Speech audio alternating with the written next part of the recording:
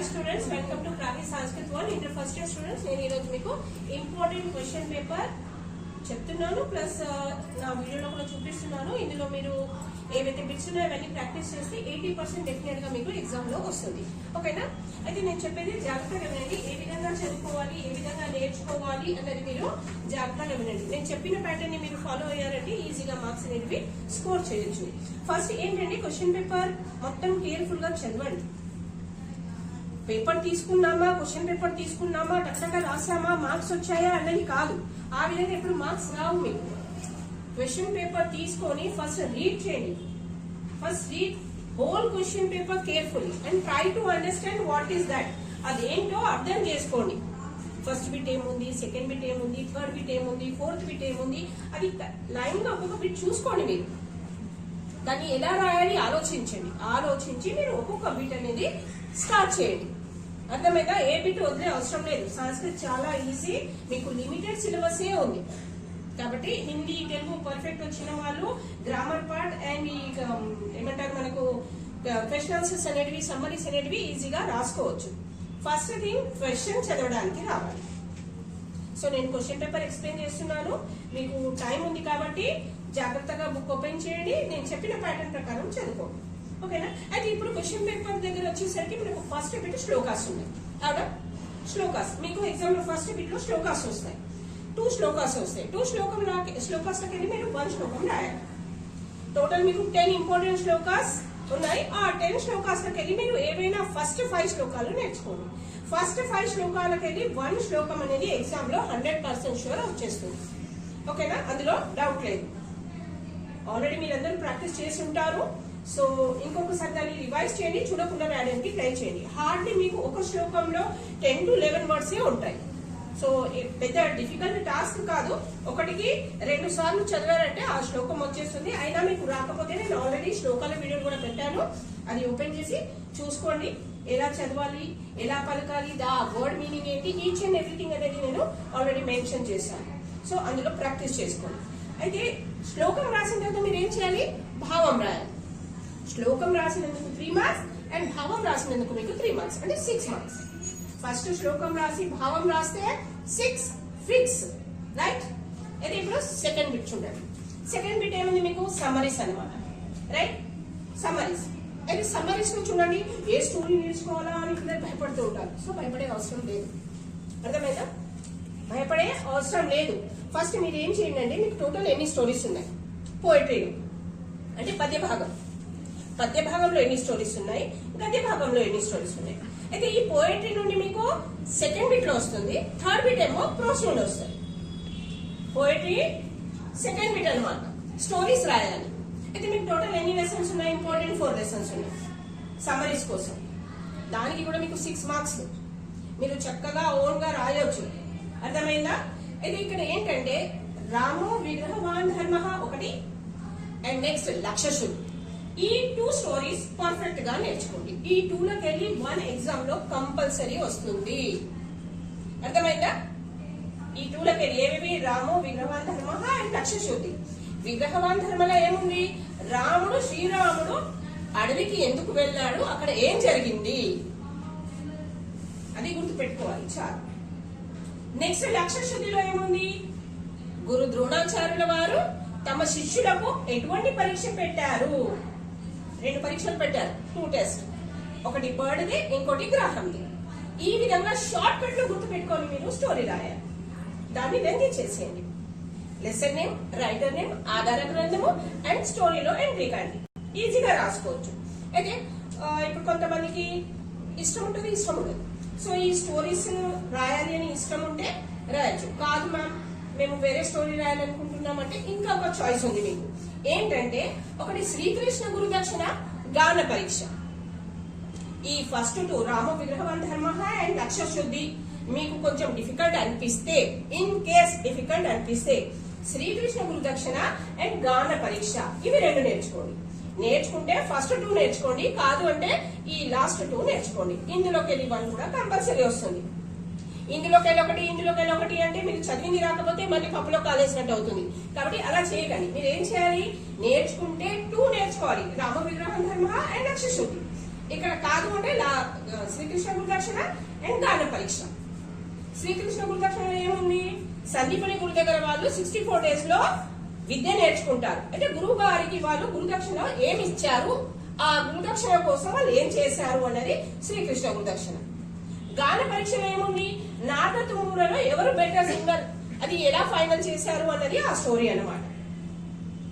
ఈ విధంగా ఒక ఐడియా, ఒక టెక్నిక్ తో గుర్తు పెట్టుకున్నారనుకోండి, ఈజీగా రాయొచ్చు, మీ సొంత పదాలలో రాయొచ్చు. కాదు బుక్ లో ఉన్నది ప్రింట్అవుట్ తీసి కాపీ చేసి పేస్ట్ చేసినట్టు రాసే అవసరం లేదు. అర్థం చేసుకొని మీరు సొంత పదాలలో కూడా స్టోరీని రాయొచ్చు. కాబట్టి second bit and third bit కూడా సేమ్ ప్యాటర్న్. సెకండ్ బిట్ కి కూడా మీకు 6 marks వచ్చేస్తాయి. ఓకేనా. ఇప్పుడు వచ్చేసరికి థర్డ్ బిట్. థర్డ్ బిట్ లో ఏముంది, మళ్ళీ ఇక్కడ మీకు ప్రోస్ నుండి 4 lessons ఉన్నాయి. రైట్ స్టూడెంట్స్, ప్రోస్ నుండి ఎన్ని లెసన్స్, 4 lessons ఉన్నాయి. 4 లోకి వెళ్ళి మీకు ఏమొస్తుందంటే ఏవైనా 2 lessons ఎగ్జామ్ లో వస్తాయి. అందులోకి వెళ్ళి మీరు ఒకటే స్టోరీ రాయాలి. మళ్ళీ third bit summaries.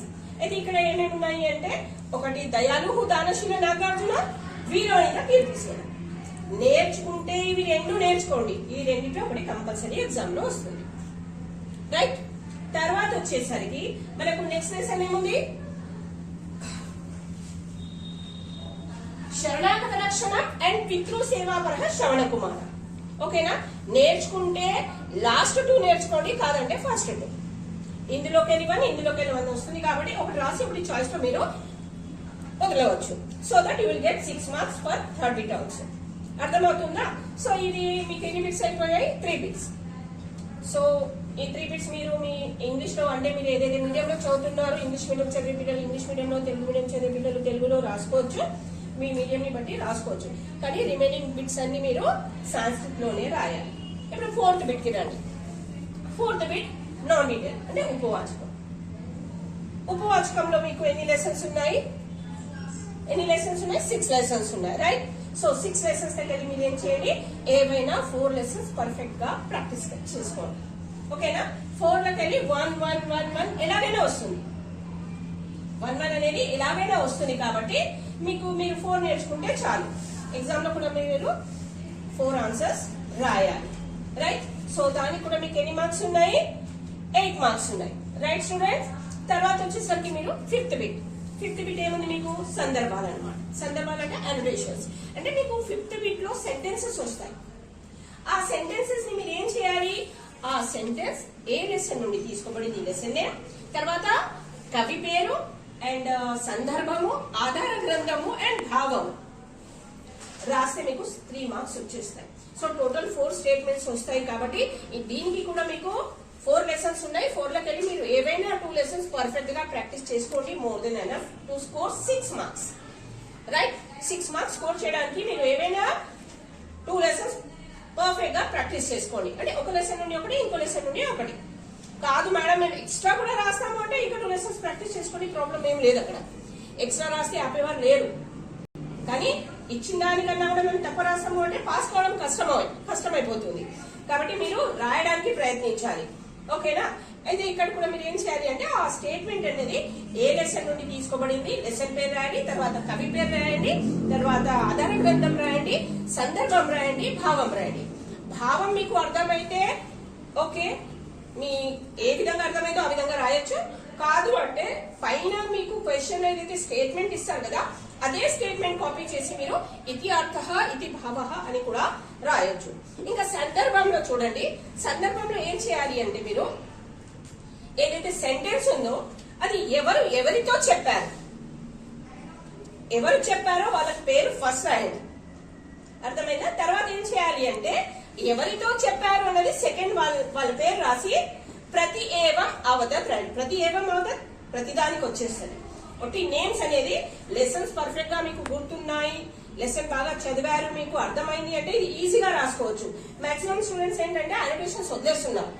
So annotations వదిలే అవసరమే లేదు, ఈజీగా మార్క్స్ స్కోర్ చేసుకోవచ్చు. ఈ ప్యాటర్న్ అనేది గుర్తుపెట్టుకోండి. ఓకేనా. అయితే ఇది మీకు 5th bit and 6th bit same pattern అనమాట. 5th బిట్ వచ్చేసరికి మీకు పోయిటరీ నుండి వస్తుంది అండ్ 6th బిట్ వచ్చేసరికి ప్రోస్ నుండి వస్తుంది అనమాట. సో మీరు గుర్తుపెట్టుకోవాల్సింది లెసన్ నేమ్, కవి పేరు, ఆధార గ్రంథం. Okay. So that you will score 6 marks for 2 bits. 12 marks అనేవి వచ్చేస్తాయి. ఇప్పుడు నెక్స్ట్ వచ్చేసరికి మీకు సెవెంత్ బిట్ లో మీకు షార్ట్ క్వశ్చన్ ఆన్సర్స్ ఉన్నాయి. అయితే 7th bit 8th bit same. ఏంటంటే 7th బిట్ మీకు పోయిటరీ నుండి వస్తుంది అండ్ 8th బిట్ అనేది ప్రోస్ నుండి వస్తుంది. సో పోయిటరీలో కూడా మీరు ఏవైనా 3 లెసన్స్ పర్ఫెక్ట్ గా ప్రాక్టీస్ చేసుకోండి, ప్రోస్ లో కూడా 3 లెసన్స్ ప్రాక్టీస్ చేసుకోండి. అందులోకి వెళ్ళి ప్రతి లెసన్ లోకి వెళ్ళి 1 నేర్చుకోవాలి. సో 1 ఆన్సర్ కి 3 మార్క్స్. మీకు రాసేది 2 ఉన్నాయి. 4th బిట్ లో కూడా మీరు 2 ఆన్సర్స్ రాయాలి. సారీ 7th బిట్ లో కూడా మీరు 2 ఆన్సర్స్ రాయాలి అండ్ 8th బిట్ లో కూడా మీరు 2 ఆన్సర్స్ రాయాలి. 2 ఆన్సర్స్ రాసినందుకు మీకు 3 మార్క్స్ వస్తాయి. అంటే 6 మార్క్స్ ఏమో 7th బిట్ కి, 6 మార్క్స్ ఏమో 8th బిట్ క్వశ్చన్ ఆన్సర్స్. మీరు మొత్తం అన్ని పాసిబుల్ కానీ నేర్చుకోండి. అది దట్ ఈస్ యువర్ విష్. దానికి మేము ఎవరు ఆపలేము. కానీ మీరు అనుకున్న మార్క్స్ స్కోర్ చేయాలి అనుకుంటే ఈ ప్యాటర్న్ ని ఫాలో కండి. మీకు 50% సిలబస్ అనేది రెడ్యూస్ అవుతుంది. ఇక్కడ జాగ్రత్తగా చూస్తే అన్ని క్వశ్చన్ పేపర్స్ కంపేర్ చేసి చూడండి. 50% సిలబస్ మీకు తగ్గుతుంది. ఎటువంటి టెన్షన్ లేకుండా మీరు ఈజీగా నేర్చుకోవచ్చు. సో ఇక్కడ 8th బిట్ అయిపోయిన తర్వాత మనకు next 9th and 10th bit. నేను ఇక్కడ 2 బిట్స్ మీకు ఎందుకు చెప్తున్నానంటే ప్రోస్ పోయిటరీ సేమ్ ప్యాటర్న్, అందుకే 2 బిట్స్ చెప్తున్నాను నేను ఇక్కడ మీకు. సో ఇక్కడ చూడండి 9th బిట్ ఏంటంటే మీకు 1 word ఆన్సర్స్. టోటల్ మీకు 6 లెసన్స్ ఉన్నాయి కాబట్టి అన్ని ఆన్సర్స్ నేర్చుకోవాలి. ఓన్లీ 1 word ఆన్సర్స్ కాబట్టి మెయిన్ వర్డ్ ని ప్రాక్టీస్ చేసుకోండి. క్వశ్చన్ చూడండి, అర్థం చేసుకోండి. ఆల్రెడీ నేను మీకు లాస్ట్ వీడియోలో కూడా నేను క్వశ్చన్ ఆన్సర్స్ ఎక్స్ప్లెయిన్ చేసేటప్పుడు వర్డ్ మీనింగ్స్ అని చెప్పాను. సో అది ఒక్కసారి మీరు రీకలెక్ట్ చేసుకోండి. ఓకేనా? సో క్వశ్చన్ చదివి అర్థం చేసుకోవడానికి ట్రై చేయండి అండ్ దానికి మెయిన్ ఆన్సర్ ఏమొస్తుందో అది గుర్తుపెట్టుకోండి. ఆ విధంగా మీకు క్వశ్చన్ ఆన్సర్స్ 1 word ఆన్సర్స్ రాయడానికి ఈజీ అయిపోతుంది. మీకు 9th బిట్ 10th బిట్ అనేది సరికి సేమ్ ప్యాటర్న్ అనమాట. 9th బిట్ మీకు పోయిటరీ నుండి వస్తుంది అండ్ 10th బిట్ అనేది ప్రోస్ నుండి వస్తుంది. రైట్ స్టూడెంట్స్, దీనికి మీకు 5 మార్క్స్ వస్తాయి, 10 మార్క్స్. కొంచెం జాగ్రత్తగా మీరు పేపర్ చూస్తే ఈజీగా ఉంటుంది. కన్ఫ్యూజ్ కావద్దు, భయపడదు. ఫస్ట్ థింగ్, సంస్కృత్ మాకు ఫస్ట్ టైం వచ్చింది, ఎలా రాస్తామో. కొంతమంది అయితే చెప్తారు మేము ఎంత ప్రాక్టీస్ చేసినా రావట్లేదు. ప్రాక్టీస్ అనేది కాదు ఇక్కడ. ఇంపార్టెంట్ ఏంటంటే మీరు ఐడెంటిఫై చేయాలి. అల్ఫాబెట్స్, అక్షరాలని గుర్తుపట్టాలి. ఎలా రాస్తే అది ఏ వర్డ్ అవుతుంది అనేది మీకు కొంచెం ఐడియా వస్తే మీకు అలా 10 times 20 times అలా ప్రాక్టీస్ చేసే అవసరం పడదు. జాగ్రత్తగా, ప్రశాంతంగా, రిలాక్స్ గా చదవండి, ఈజీగా వచ్చేస్తుంది. సో 10 బిట్స్ కంప్లీట్ అయిపోయాయి స్టూడెంట్స్. ఇప్పుడు 11th బిట్ కి వచ్చేసరికి చూడండి, మీకు 11th బిట్ ప్యాసేజ్ రైటింగ్. మీకు బుక్ లో టోటల్ 6 ప్యాసేజెస్ ఉన్నాయి. 6 ప్యాసేజ్ వెళ్ళి ఏదైనా 1 ప్యాసేజ్ మీకు ఎగ్జామ్ లో వస్తుంది. సో దానికి మీరు ఏం చేయాలి, ప్యాసేజ్ ఇచ్చి కింద క్వశ్చన్స్ వస్తాయి. ఆ క్వశ్చన్స్ చదివి అదే ప్యాసేజ్ లో మీకు క్వశ్చన్ ఆన్సర్స్ ఉంటాయి అన్నమాట. సో లాస్ట్ క్వశ్చన్ ఏంటంటే నీతి అన్నమాట. ఆ నీతి అనేది మీకు ఎలాగో అక్కడ ఇచ్చేస్తారు, సేమ్ అక్కడ కాపీ చేసేస్తే అయిపోతుంది. 1 మార్క్ అనేది ఈజీగా వచ్చేస్తుంది. మిగతావి 4 ఆన్సర్స్ ఏవైతే ఉన్నాయో ఆ ప్యాసేజ్ లోనే ఉంటుంది. జాగ్రత్తగా చదవండి. నేను ప్యాసేజెస్ కి కూడా వీడియోస్ మీకు పెట్టాను, వర్డ్ టు వర్డ్ ఎక్స్ప్లెయిన్ కూడా చేశాను, క్వశ్చన్ ఆన్సర్స్ మీనింగ్స్ కూడా చెప్పాను. అది ఒకసారి మీరు రికలెక్ట్ చేసుకొని ప్యాసేజెస్ గుర్తు పెట్టుకోండి. సో ప్యాసేజ్ లో ఎక్కడెక్కడ ఏ విధంగా ఉన్నాయి ఆన్సర్స్ అనేవి కూడా మీకు ఐడియా వచ్చేస్తుంది. దానికి మీకు 5 మార్క్స్ వస్తాయి. నెక్స్ట్ బిట్ వచ్చేసరికి ఏముంది మీకు 12th bit and 13th bit సందులు అనమాట. సో 12th బిట్ చూడండి, మీకు ఏం చేశారండి, సంధి విక్రయం. అంటే మీకు వర్డ్స్ ఇస్తారు, దాన్ని సపరేట్ చేసి సంధి పేరు రాయాలి. సపరేట్ చేసినందుకు 1 మార్క్ అండ్ సంధి పేరు రాసినందుకు 1 మార్క్. అంటే ఒక్కొక్క వర్డ్ కి 2 మార్క్స్ అనమాట. చాలా మంది స్టూడెంట్స్ ఏం చేస్తారు అంటే ఓన్లీ సపరేట్ చేసి వదిలేస్తారు, సంధి పేరు మేము రాసాము. మీరు రాశారు, కానీ ఎలా రాశారు, సపరేట్ కూడా చేయాలి, సంధి పేరు కూడా రాయాలి, అయితేనే మీకు 2 marks.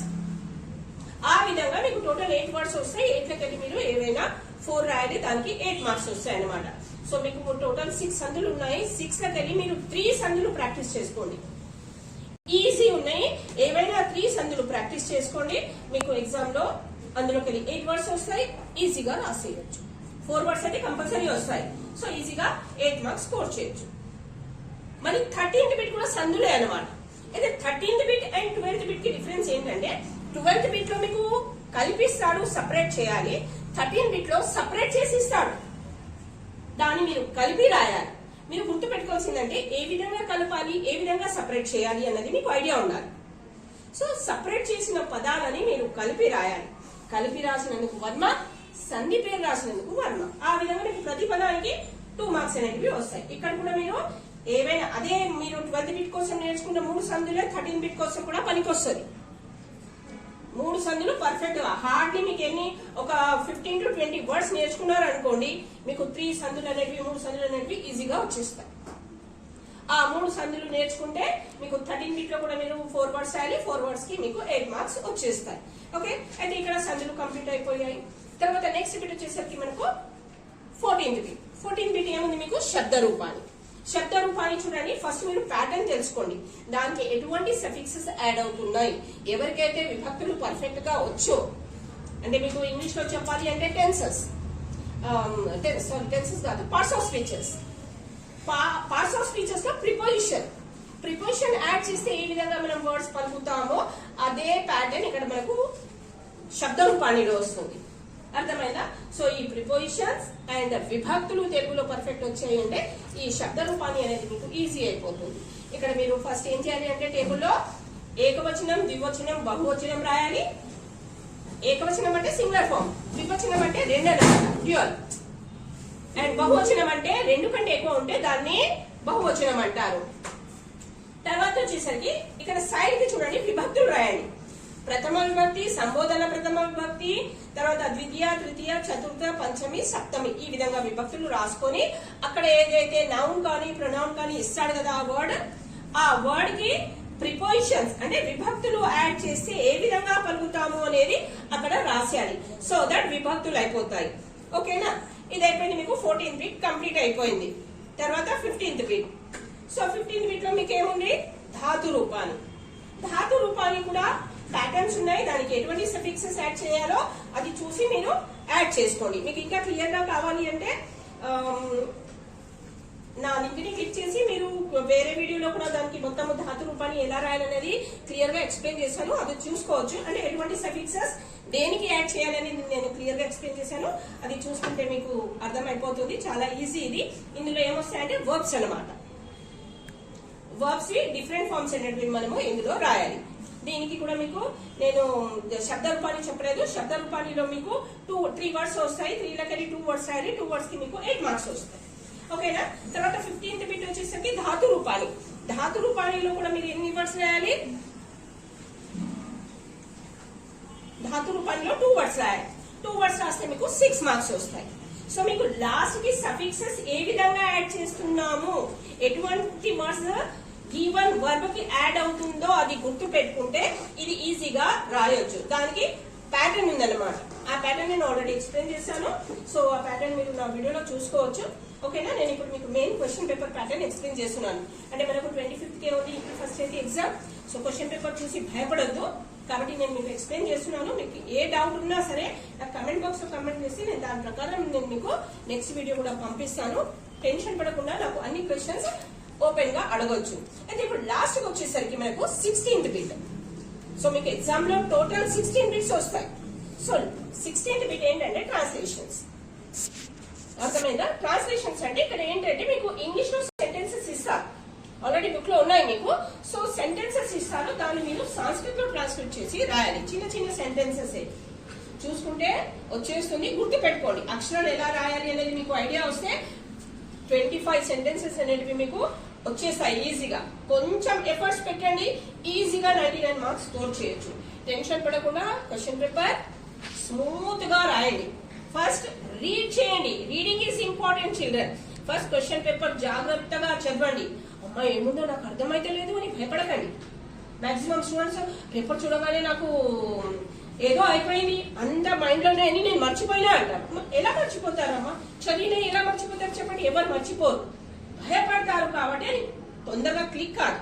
So you need time for relaxation. ఇప్పుడు 2 minutes రిలాక్స్ కండి. అర్థమైందా? డీప్ బ్రీతింగ్ తీసుకోండి, ఇన్హేల్ ఎక్సెల్ చేయండి ఒక 2 minutes, సో దట్ రీకలెక్ట్ అయిపోతుంది చదివింది. ఓకేనా? తర్వాత మెల్లగా చదవండి, మొత్తం పేపర్ చదవండి. మెల్లమెల్లగా అవే గుర్తొస్తాయి, కానీ భయపడే అవసరం లేదు. ఆల్రెడీ ప్రాక్టీస్ చేశారు మీరు, హోల్ ఇయర్ కంప్లీట్ అయిపోయింది కాబట్టి మాక్సిమం పేపర్ మీకు పాసిబుల్ అవుతుంది రాయడానికి. సో టెన్షన్ పడే అవసరం లేదు, మొత్తం పేపర్ రాయండి. మీకు ఏమైనా ఇంకా డౌట్ ఉంటే నా కమెంట్ బాక్స్ లో కమెంట్ పెట్టండి. According to that comment I will send other video. మీకు ఈ వీడియో నచ్చినట్లయితే లైక్ చేయండి, షేర్ చేయండి, సబ్స్క్రైబ్ చేయని వాళ్ళు మళ్ళీ సబ్స్క్రైబ్ చేయండి. Thank you for watching. 1 and all.